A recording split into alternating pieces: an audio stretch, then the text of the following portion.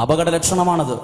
വലിയ കാര്യമായി വിവാഹം കഴിക്കുന്നു, ആഘോഷമായ ഭക്ഷണം, ആഘോഷമായ രീതികളെല്ലാം ഉണ്ട്, വലിയ ആർഭാടമായിട്ടാണ് കാര്യങ്ങളൊക്കെ നടത്തുന്നത്.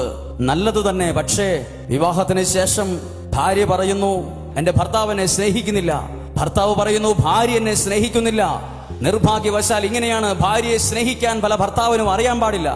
ഭർത്താവിനെ എങ്ങനെയാ സ്നേഹിക്കേണ്ടതെന്ന് ഭാര്യയ്ക്കും അറിയാൻ പാടില്ല. മക്കളെ എങ്ങനെയാ വളർത്തേണ്ടതെന്ന് മാതാപിതാക്കൾക്കറിയില്ല. എങ്ങനെയാ പ്രാർത്ഥിക്കേണ്ടതെന്ന് പലർക്കും അറിയാൻ പാടില്ല. എങ്ങനെയാണ് ദൈവത്തോടുള്ള ബന്ധത്തിൽ വളരേണ്ടതെന്ന് അറിയാൻ പാടില്ല. ഇതൊക്കെ ശ്രദ്ധിക്കണം. ദൈവത്തോടുള്ള ബന്ധം വർദ്ധിക്കുമ്പോൾ എന്റെ എല്ലാ ബന്ധങ്ങളെയും ശക്തരാക്കുന്നത് ഈ ബന്ധമാണ്. നമുക്ക് പലരോടും ചില ബന്ധങ്ങൾ ഉണ്ടായിരുന്നു, പക്ഷെ ആ ബന്ധങ്ങളൊക്കെ പിന്നീട് ബന്ധനങ്ങളായി മാറിക്കഴിഞ്ഞു. നമ്മൾ വലിയ കാര്യമായി കൊണ്ടു നടന്ന പല ബന്ധങ്ങളും നമുക്കിന്ന് ബന്ധനങ്ങളാണ്. അവരുടെ പോലും നമുക്ക് കാണുന്നത് പോലും ഇഷ്ടമല്ല.